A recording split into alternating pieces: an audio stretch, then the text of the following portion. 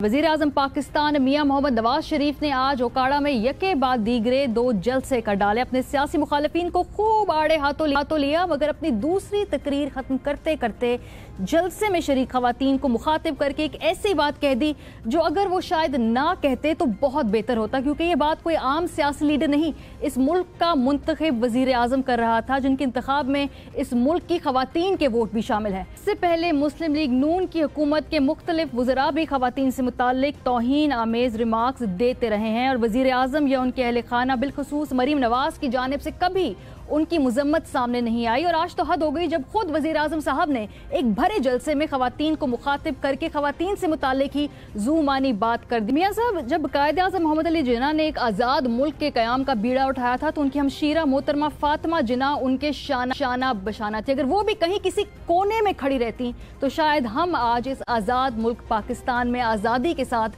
सांस ना ले रहे होते। इसी तरह जब ज़िया-उल हक के दौर में आमरीत अपने अरूज पर थी और आज़ादी इज़हार राय पर कदगन थी तो खवातीन ही थी जो जमहूरियत का अलम बुलंद करके दीवानावार सड़कों पर निकल आई। बेगम नुसरत भुट्टो हो, आसमा जहांगीर हो, इस समेत कई खवातीन अगर उस वक्त भी किसी कोने में खड़ी रहती तो आज वज़ीर-ए-आज़म नवाज शरीफ आप जमहूरियत के समराज से महजूज ना हो रहे होते। 80 की दहाई में मोहतरमा बेनज़ीर भुट्टो मुश्किलात के बावजूद जिस तरह वतन वापस आई और जमहूरियत की राह हमवार की, ये भी हमारी तारीख का हिस्सा है।